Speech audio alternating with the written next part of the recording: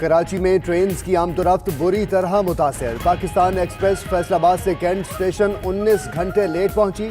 Khyber mail, Bolan, Shah Hussain, Shah Latif, अल्लामा इकबाल, तेजगाम, जकरिया और Farid express मुसाफिरों को अपनी मंजिल की तरफ लेकर रवाना। मिल्लत, कराक्रम, बिजनेस और अवामी एक्सप्रेस ताहाल ना पहुंच सकी।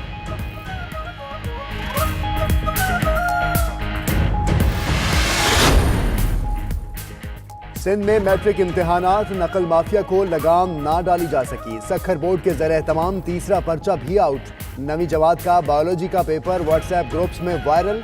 इम्तिहानी मराकज़ पर भी सरेआम नकल।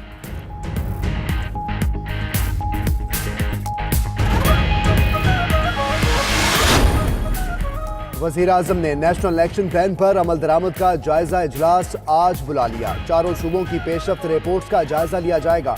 उधर वज़ीर आज़म से उलमा किराम के वक्त की मुलाकात। इंतहा पसंदी, दहशत गर्दी और फिरका वारियत के खात्मे के लिए हिमायत का इआदा किया।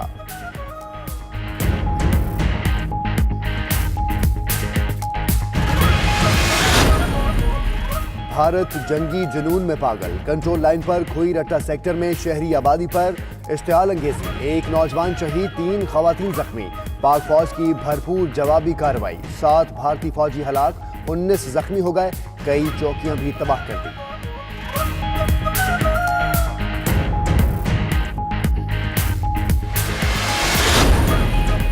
अक़वाम मुत्तहिदा में मजहब और तासुब की बुनियाद पर दहशत गर्दी के खिलाफ करारदाद मंजूर। करारदाद पाकिस्तान की हिमायत से तुर्की ने पेश की।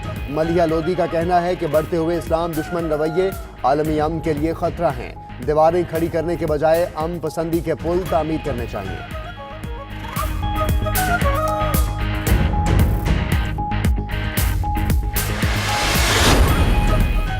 वफाकी वजीर अली मोहम्मद महर के घर पर हमले का मुकदमा गिजरी थाने में दर्ज। 10 नामालूम अफराद नामजद। मुलजिम घर में घुसे, असलहे के जोर पर यरगमाल बनाकर लूट मार की और धमकियां देते हुए फरार हो गए। FIR का मतन।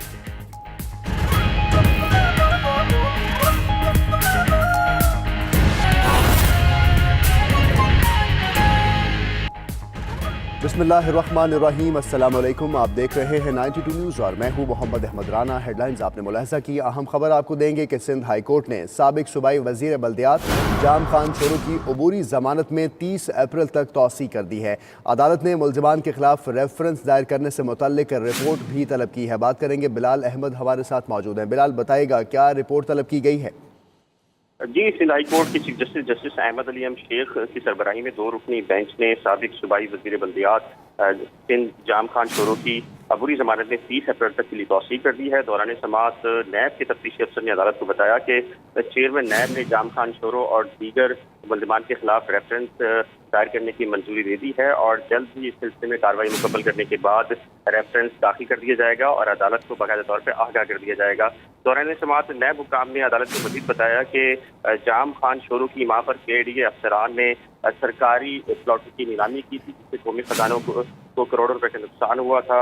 अदालत ने समाअत 30 अप्रैल तक मुलतवी की है और ये हदायत की है कि आइंदा जो पेशरफ्त हो उससे अदालत को आगाह किया जाए। सिंध हाई कोर्ट ने साबिक सूबाई वजीर बल्दियात जाम खान शोरू की अबूरी जमानत 30 अप्रैल तक तौसी कर दी है। बहुत शुक्रिया बिलाल अहमद, आपने हमें अपडेट किया।